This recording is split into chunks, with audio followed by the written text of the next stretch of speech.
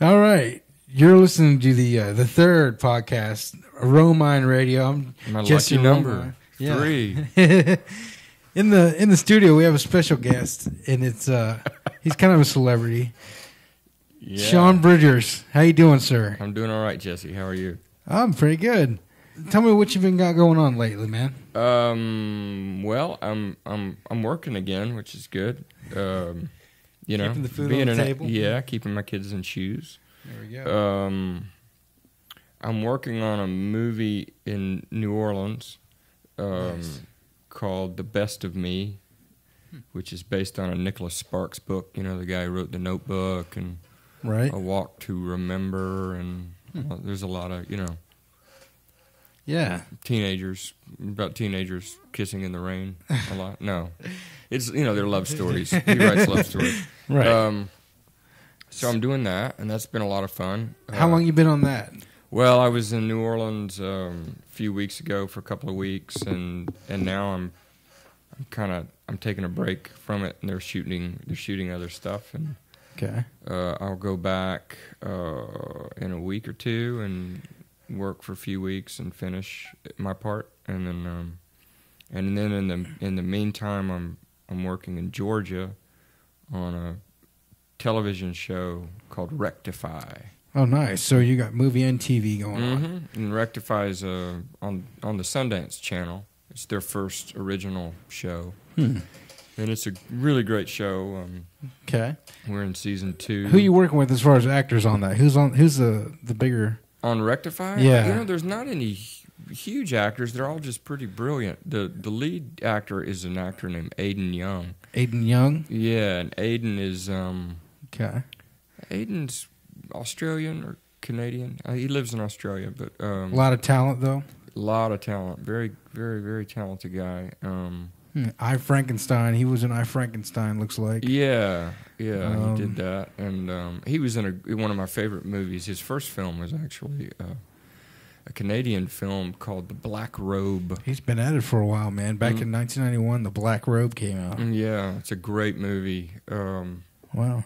And so there's a lot of, I don't remember everybody's name, to be honest with you, so it's terrible for me to. There's a lot of the cast I haven't met. We shot the first season of Rectify, not last summer, but the summer before. Okay. So that would have been summer of 2012. Okay. And we shot 6 episodes.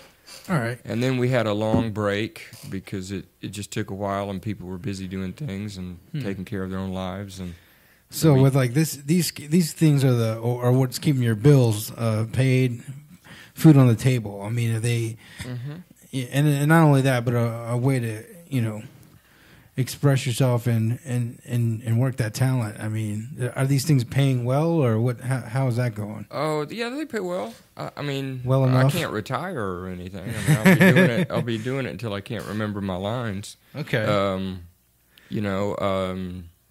But yeah, I mean, I'm not. Yeah, I get paid pretty well. One of those things I saw, you were on L.A. Noire. It was like a video game, like voicing. Yeah, I did a little thing on that.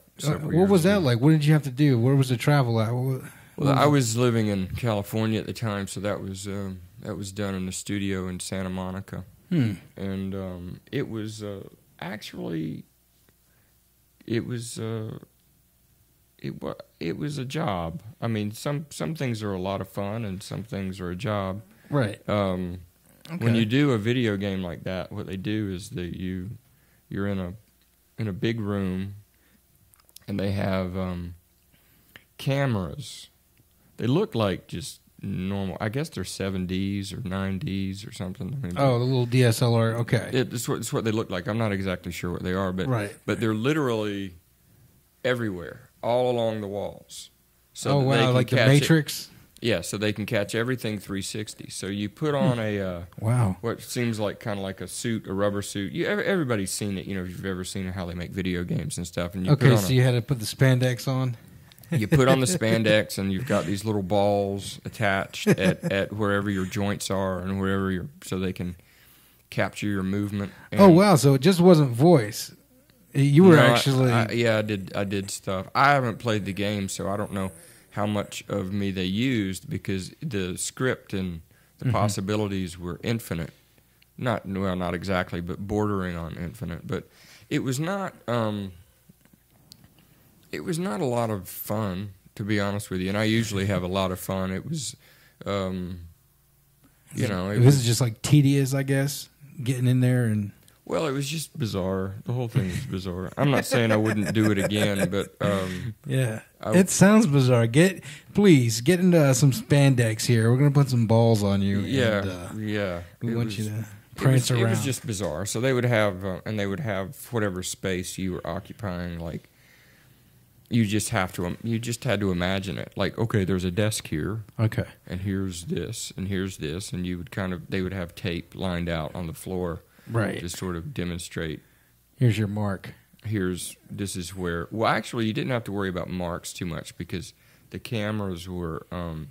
They could put you anywhere they need. You were being captured. Tell me about how you got started with acting. I mean, what's the story behind that? Well, I did a few plays in high school and thought it was kind of fun, and then took a few years off. I went to college and decided that wasn't for me for a few years and did some experimentation with life. And well, let's face it. I mean, me and Sean live in the same town at this point, but growing up here, this is a rural area of America. It is, yeah. And it kind of seems like odds are kind of against you if you really have a bigger dream when you're younger. Well, I'd say that's true. I didn't think I could be an actor. I mean, I enjoyed it when I was in high school. I played a lot of sports and then did a few plays, usually because there was some girl in the play that I wanted to get to know better. But then I came to I went back to school after taking a few years off, and yeah, we live in Silva, North Carolina, which is in the beautiful Smoky Mountains, and and there's a really great university right down the road. So in that way, we're very fortunate where we live because not a lot of Appalachian towns have such a fantastic university 8 miles down the road, which gives you a different perspective, and so that's one of the benefits I think of having grown up here for me. But I ended up going back to Western Carolina University. Okay, back to WCU. Back to WCU, and took an acting class. Okay. As an art elective, and I thought it was okay. It was fun and whatever. But what was it that shot you into Hollywood? I mean, how did you break the terrier barrier for people with a dream out there? Well, my story is I went to Western and did a play. I had a small role in one of Shakespeare's plays called The Merry Wives of Windsor. And I did the play because I was in the class and we were all encouraged to audition, right? And I thought it would help my grade and all that. And also, I didn't really know anybody. I had just kind of moved back to town, and it was hard to, at the time in Cullowhee, it was hard to socialize. Cullowhee's the town where WCU's at. Exactly. Yeah. And even in Silva, because there weren't any bar restaurants and things like that at the time, so it was hard to meet people. And right. So I did it so I could get invited to some parties, because theater departments have great parties, and generally speaking, everybody's invited. It's a very inclusive group. You seem to find the smallest art crowd within a community of, well, let's face it, I mean, Southerners. I mean, they're working class people. Yeah. But for you gravitated toward the creative, the art, the people that were expressing themselves, had an opinion about life. Yeah, I guess so. I mean, not that Southerners don't. I'm just saying. No, I think I know what you're saying. I mean, I think most people are creative, and most people want to be creative. A lot of it's just a mindset. I mean, I've met plumbers who are creative. I've met people who work on your car who are creative. I mean, a lot of that's just a mindset. It has to do with wanting to figure things out and do a good job. But no, you're right. I mean, my mom is a writer, and my dad's a writer too. I mean, he didn't make his living at it, but he writes all the time. So I grew up with that to a certain extent. I mean, I wasn't in. I mean, I was certainly not discouraged, right, from doing something creative. And my parents, to their credit, were always very supportive of me when I started doing a lot of plays and acting and stuff, because I think they thought I was pretty good at it, and they had and they probably didn't know what else I was gonna do. I didn't have a lot of. I mean, I was not a great student, and right. I was interested in what interested me. Mm-hmm. I've always been that way, and not terribly great at anything else. But the way I did get into acting, to sort of sum it up, is I started doing plays at Western Carolina. Mm-hmm. They have a great theater department. They had a great one, and they still do. A lot of really good instructors, and I got the opportunity to do a lot of plays, small roles, big roles, musicals, here in town, comedies. or like out farther into the bigger city, like in Asheville. No, I did them all at Western. All at Western? I just did every play I could do, Gotcha. and because it was fun, you know. I don't think starting out I had any idea that I was going to be an actor or anything. I mean, I just knew that I was enjoying it, and you know, it became sort of what I did. You know, it was my social life. It was everything, and I ended up getting a scholarship for acting, and I had a work-study job where I built the sets and things, and so I was able to pay for my own school. And oh, nice. yeah, so it worked out, and I did a play at Western called "When You Coming Back, Red Ryder," and I got a really good review from Tony Kiss, you know, the art critic guy at Asheville Citizen. Okay, that's the big newspaper. The big newspaper. And a friend of mine suggested that I get an agent because I had this great review. Nice. And so you were well received at Western with your performances.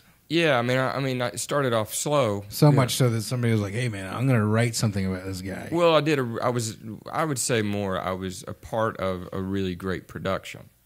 It was a really great show. Okay. I mean, everybody in it was really good, and I happened to have the shining role, the lead role, and I kind of had to carry it. But everybody was in it great. There's a great actor who was in it named Keith Harris, and Keith is another WCU alum, and he's a terrific actor, and he, you know, Keith's doing it. He works all the time now. I think he was in Under the Dome. I think he's got a role on Under the Dome. He lives in North Carolina, but he works all the time. Okay. And there were a lot of people in it who were really good, and the show got some attention. And I took that and met with an agent, and long story longer, I got called in for an audition for a movie in Charlotte, and I went and auditioned for it, and it went well, and the casting people, who are the Finn Cannons, they're casting agents out of Wilmington, but they cast all over the Southeast now. Okay. They kept bringing me back, so that summer I did 3 movies. Oh, wow. And I didn't really know that until I was working as an actor. I didn't really know that you could be an actor. I'd never really met a professional actor. It's not something that you thought you could do, but I was working with people who did it for a living, and I thought, well, there's not any real, I can do this. There's no real difference. It's not like it's what did it feel like? You met your first agent. What did it feel like going through that and going onto the set for the first time? Well, I was thrilled that I had I was in what they call a honey wagon, which is they have a big trailer, and it's got about 6 little cubicles in it, and it had my name on the door. And I thought, well, this is awesome. Now I've been working long enough. If I get stuck in a honey wagon, I get kind of pissed because it kind of looks like a holding cell. Right. If you've ever been in one of those. But no, I thought it was exciting, and it was the people that I worked with were very encouraging. The first movie that I worked on that I had like a speaking role and stuff was a movie called Murder in New Hampshire, which was a movie of the week. When you first did your first role on a professional set, how much do you remember how much you got paid? Like, how did it feel? I don't remember how much I got paid. I remember that it was a lot.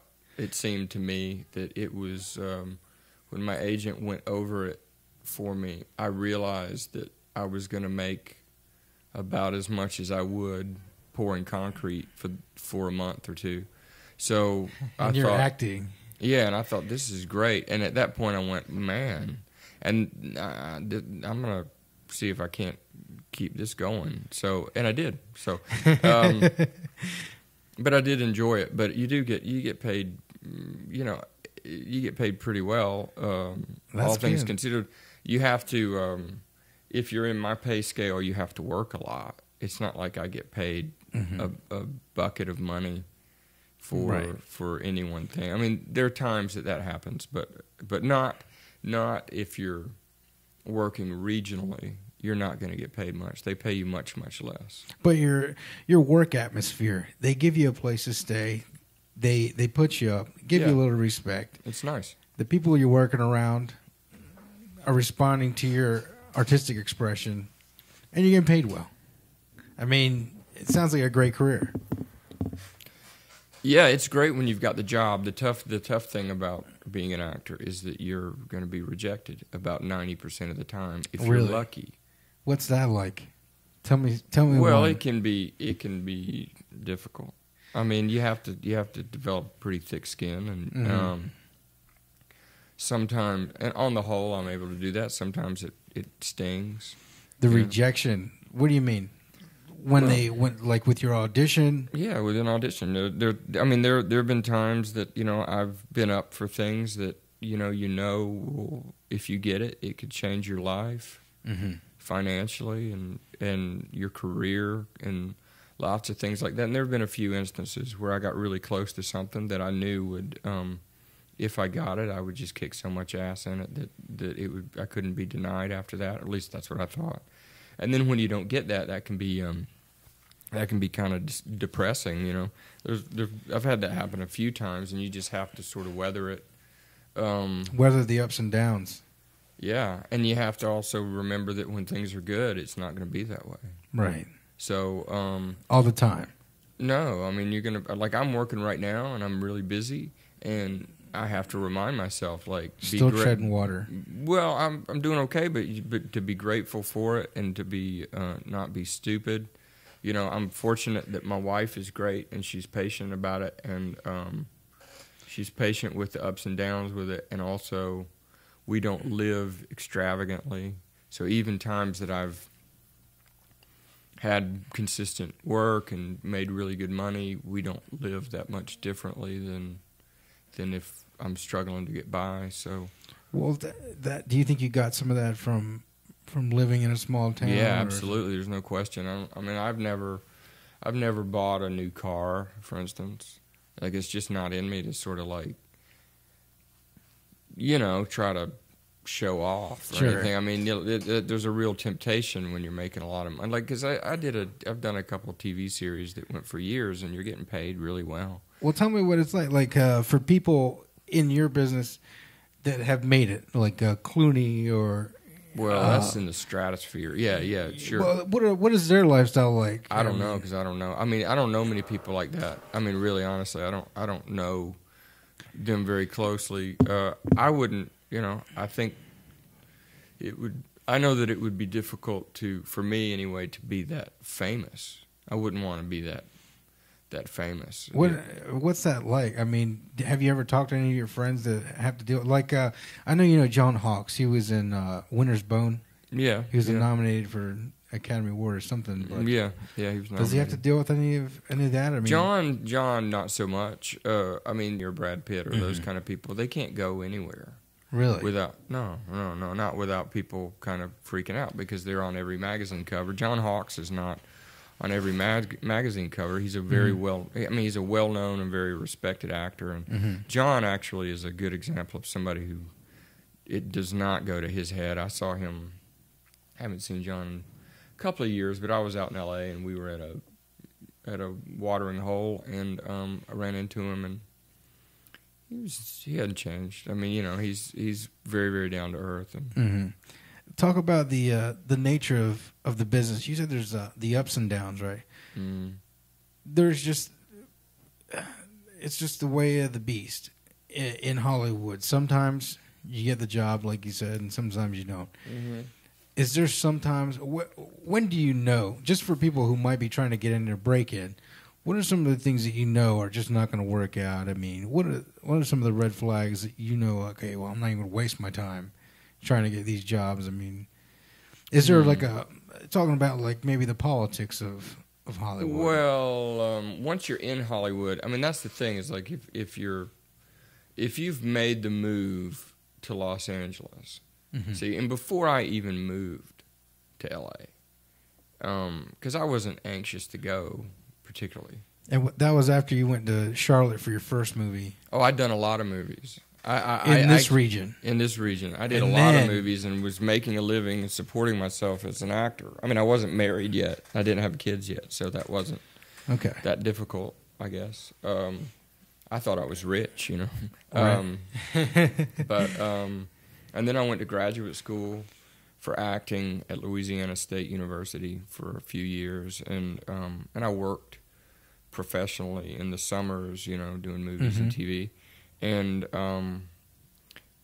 it wasn't until after that I decided I had a few things I wanted to do that I needed to do, and then once I'd done those things, I moved to Los Angeles. And once you move to Los Angeles, it's just that, you know, you're in the big ocean, and the competition's just, there's a lot more of it. How did it feel when you first got to L.A.? I mean, it was kind of nerve-wracking. I mean, you know, it's a city of 10 million people, and it feels like half of them want to do what you're there to do. But I was there with good friends. I had some good friends, and so it wasn't bad. So you had some buddies from your network that you connected with? Yeah, I moved out there with two friends. Okay, so you guys are kind of like, let's do this together.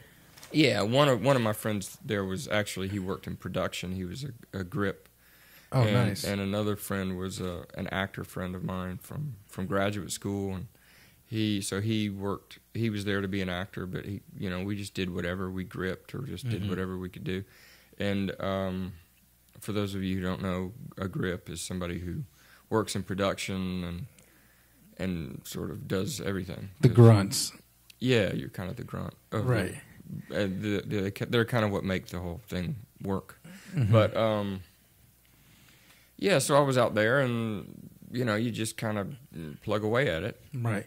Now, when you got into LA, I want to talk a little bit about the nature of the business. And what were some of the brick walls that you might have went against that people can be aware of if they're trying to do this?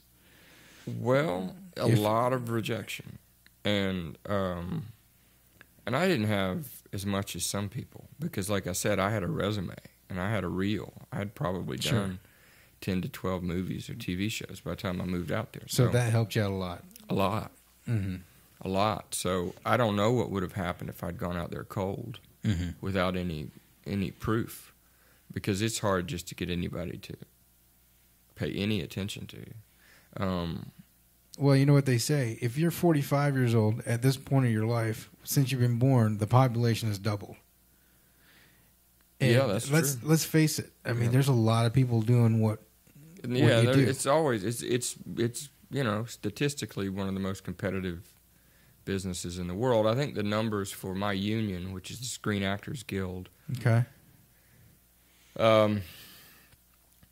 that of the members who actually have a union card and belong to the union, which means that they have been paid to work in film or television, only 10% get their insurance, maybe even less than that. But it's like 5% of them actually make a living as an actor.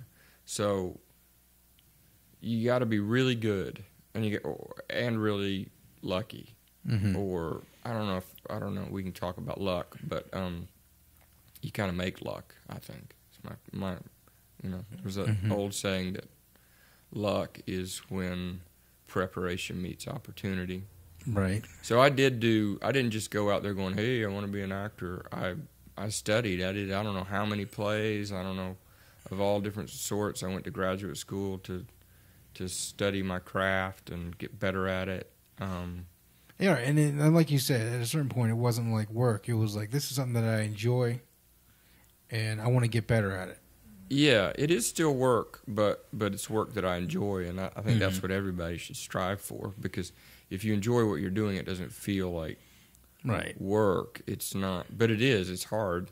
It in its own way. I mean, it's got its challenges. And starting with a strong foundation of a love for the craft is. You better love it, because if you think that it's gonna make you happy. Is there politics involved with Hollywood and getting a job? Yeah, of course. There's no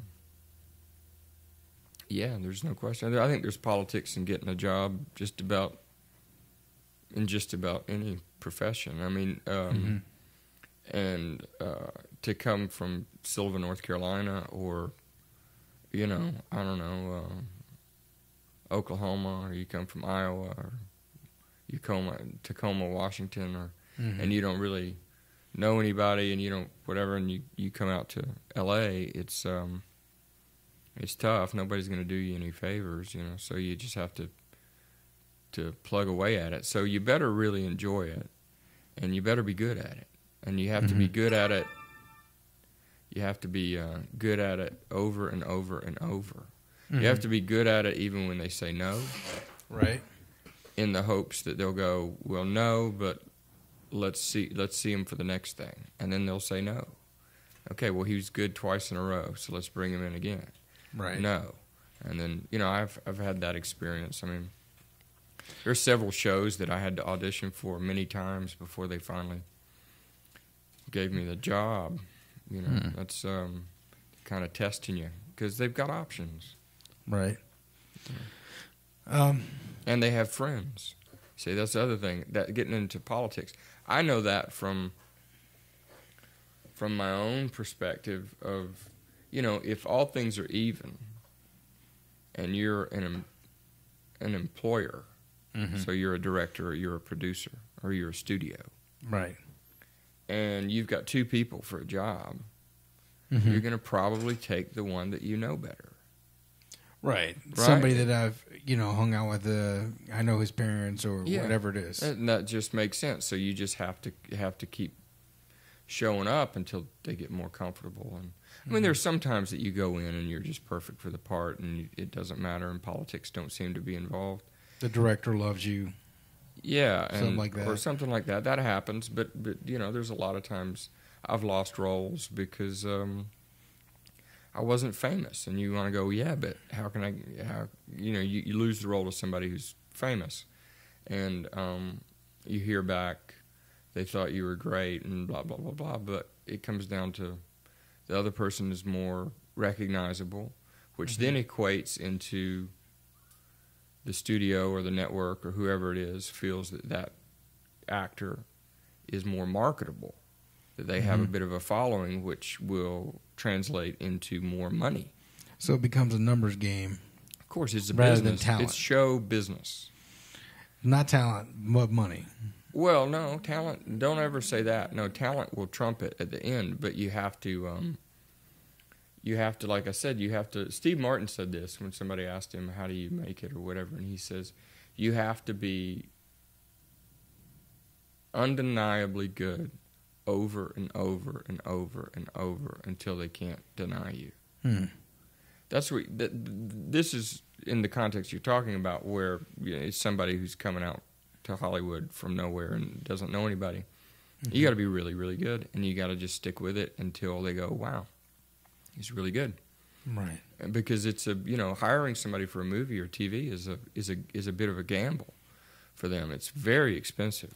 Each day of production is very expensive. So if you have somebody who's not experienced, or it can be very nerve-wracking, if you struggle through a scene and it takes twice as long as they have scheduled and budgeted for that scene to take, you're costing them tens, hundreds of thousands of dollars.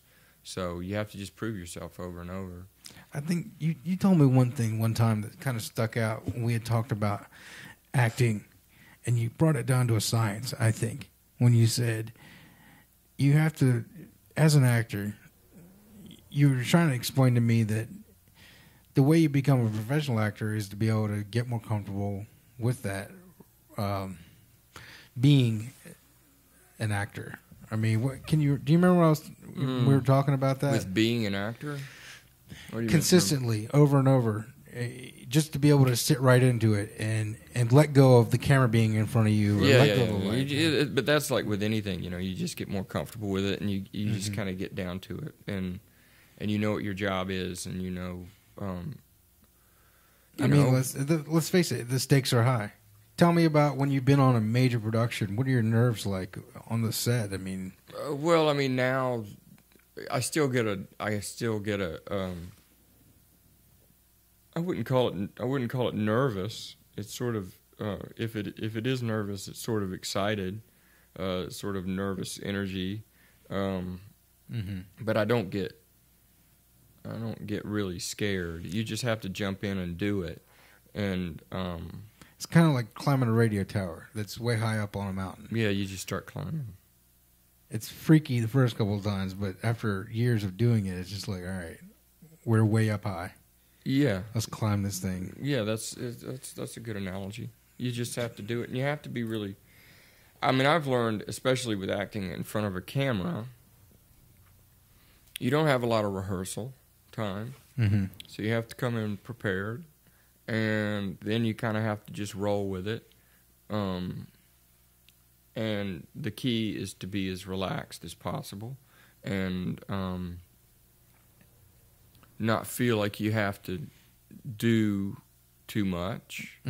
You're generally try to be as natural as you can, and that's what really great film actors are able to do. And but I'd say that's true with anybody who's a professional in something that's difficult, is being able to remain calm in being able to be calm in a situation that might seem to be very stressful. I think one of the things that you got down is like the eye contact. A lot of people get nervous about eye contact, Yeah. And for whatever reason, if it's your paycheck to act and that's your job, you sort of have to get more comfortable with that. Well, all of those things, it's really a matter of, when you're doing a scene in a television movie or something, you're really having a conversation with another person. And that's really all you're doing, except you're saying lines that are not necessarily your thoughts, right? So you have to make them your thoughts, and you just have a conversation the way you and I are right now. Right? And that's just not easy for a lot of people. I think how about what's developed over your career as far as your acting skills? Do you think it's your timing or? No, I always had good timing. I would say the thing that I keep working on is just what I'm saying, is being more and more relaxed. If you're relaxed, then the person you're acting with becomes more relaxed, and it's like any human dynamic in that way. It translates. Yeah, and so the camera's supposed to capture real behavior. That's what you're hoping for. So. Because there's nothing real about it, but the key is so within yourself to be as real as you can be. What do you think about the World Wrestling Entertainment? These guys are actors, but also wrestling. Right. That's certainly real, and they say it's fake, but they're actually being hurt. It's not. It's fake. I mean, they don't necessarily hate each other, and they don't. I mean, they're playing characters. So, I would say that wrestling is like a big morality play. It's theater for the masses. Right.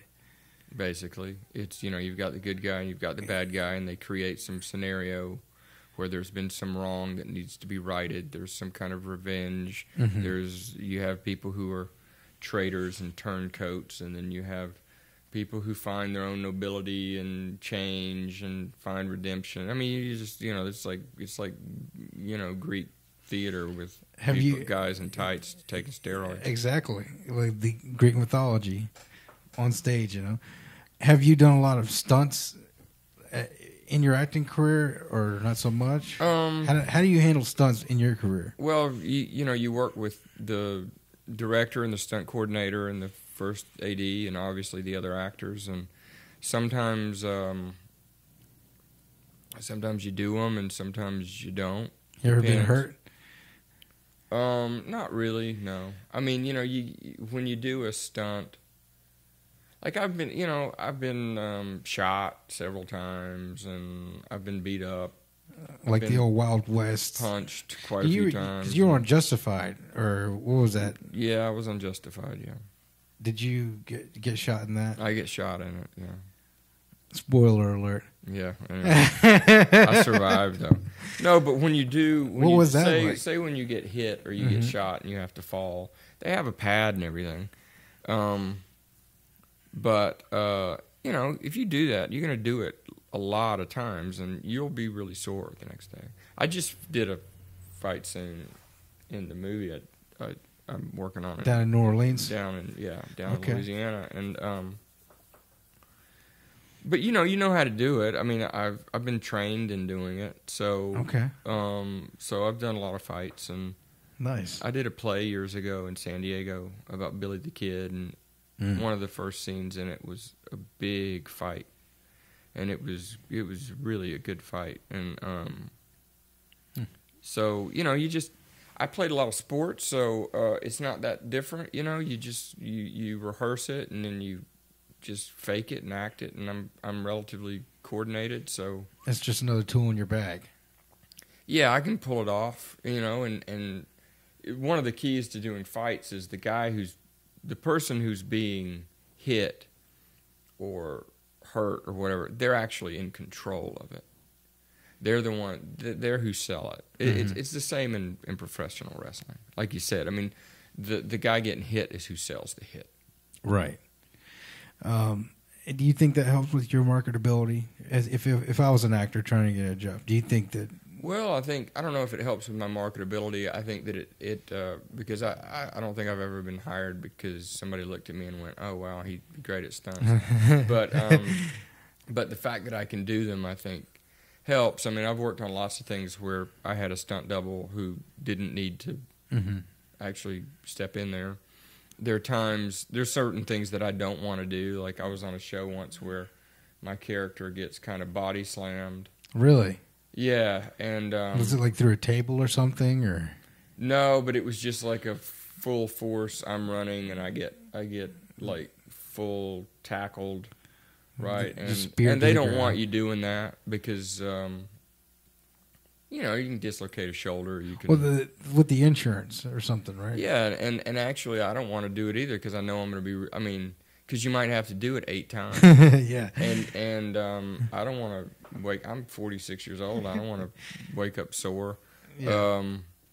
So, and also those guys are great at what they do, and they should be able to do it. I think actors who act like they do all their own stunts are stupid. I mean, you've got professionals who do it, who are great at it, and you should let them do it, unless it's something where they need to see your face and they need to do something like that. But I mean, I hold a certain respect for some actors that do their own stunts. Like Arnold Schwarzenegger is like, in my book, he's like one of the great action heroes, of course. Mm-hmm. And it is a risk. Arnold, yeah. It's well, they're not going to let him do anything he could get hurt doing. They're not, because I mean, he gets hurt and he separates his shoulder, and then they lose millions of dollars in production. So, have you ever broke a bone? Not in your career, but in life. Have you ever broken any bones? I've broken some fingers, and I had a hairline fracture of my sternum. What happened? I was playing football in high school. What position were you on the team? I played quarterback, and I played wow. safety. So you were the star quarterback, or? I don't know about the star quarterback. We didn't have a lot of options. Okay. But yeah, so I had a hairline fracture of my sternum. So wow. I could play with it. I they just wrapped it up and stuff. It just hurt. There wasn't that heals on its own. Yeah, it's just gonna heal on its own. What about your fingers? You said you broke your fingers. Yeah. What happened there? Got stepped on playing football. So football, beware. Yeah, football's rough, but it's so fun. It's worth it. Yeah. Tell somebody out there who wants to change their life, maybe start their career or believe in themselves a little bit. Can you give them any words of inspiration? Well, I would say the thing I say to most people who want to be actors is, first of all, like I said, you need to really love it. You need to love it for the right reasons. If you think that oh, well, if I'm famous or if I get this, that it's not going to fill. If there's something missing, you feel like in your life, validation from other people is not necessarily going to fill it. And I think that's evident by all the famous people who implode. Mm-hmm. Right? That's so. So you need to work on yourself in terms of having a meaningful life on your own merit, regardless of whether or not you are quote unquote successful or not. That's really important just for your as a human being. But so you're saying in your life you've seen some of the ones that have made it. Yeah, and Hollywood took them and wrung them dry. I've certainly worked with and known people who were very successful, very rich, and all those things that we kind of covet. Those kind of ideas, and I wouldn't trade places with them because I'm, on the whole, I mean, not like I don't go crazy sometimes, just because it's a crazy business, but on the whole, I'm pretty happy. And but the other thing I would say about acting in particular and being an actor is that most people don't think they are enough. They don't think that they are. I mean, we have a whole culture that tells you that you're not pretty enough, you're not handsome enough, you're not smart enough, you're not skinny enough, you're not buff enough, you're not whatever. Now, the win or lose society. Yeah, and really winning is having a successful, meaningful life, wherever that is and whatever you're doing. It has to do with, like, do you have good relationships with people? Do you have a basic sense of hope and optimism for whatever you're doing? Are you passionate about what you do? Those are the things that will make you happy. But in terms of acting, I think most people don't think that they feel like they have to do something extra to be interesting. And in fact, most people are really pretty interesting. And I think Mark Twain said it. He said, really, if you take any human being who's ever lived, and they have pretty fascinating lives. Mm-hmm. It might not seem that way on the surface, but being a human being is pretty interesting. And so you got to bring yourself to whatever you're doing, because what the camera wants to capture is an authentic human being within the context of a story, right?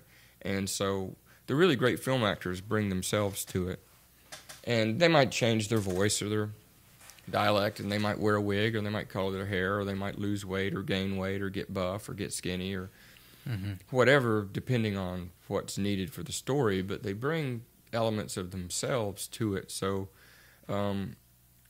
that's my approach anyway. Who are some of your heroes as far as actors go? I've got a lot of them. Who are your inspirations? Well, Robert Duvall's my favorite actor. I would say if I had to pick a favorite actor, I think he's my favorite. Mm-hmm.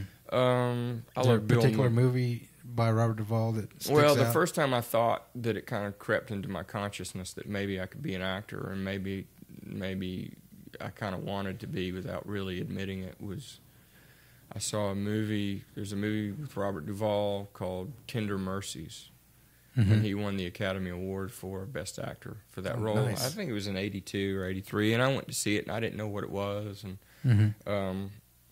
didn't really know who he was. I had not seen The Godfather yet. I'd not seen Apocalypse Now yet, and I just thought he was a real person. I mean, it was shockingly authentic to me, and because it takes place in Texas, and he has a Southern accent and stuff, and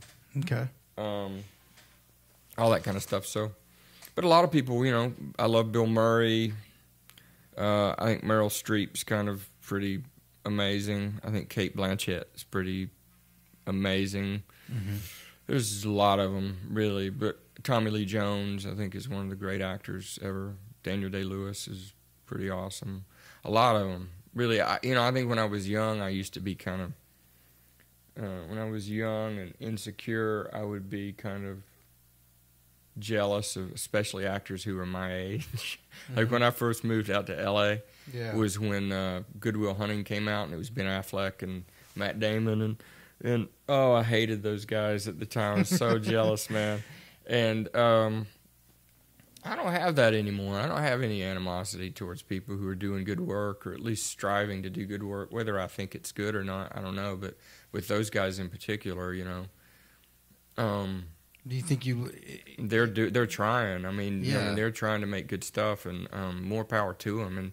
And and they seem like they're actually pretty decent people. So, what about regrets? Do you have any regrets at this point in your career that you wish you had done earlier to end this story about your career to this point? I try not to. I mean, not really. Not really. I mean, I think I've wasted time. There are certainly periods in my life that I've wasted time. Just don't let these days slip by.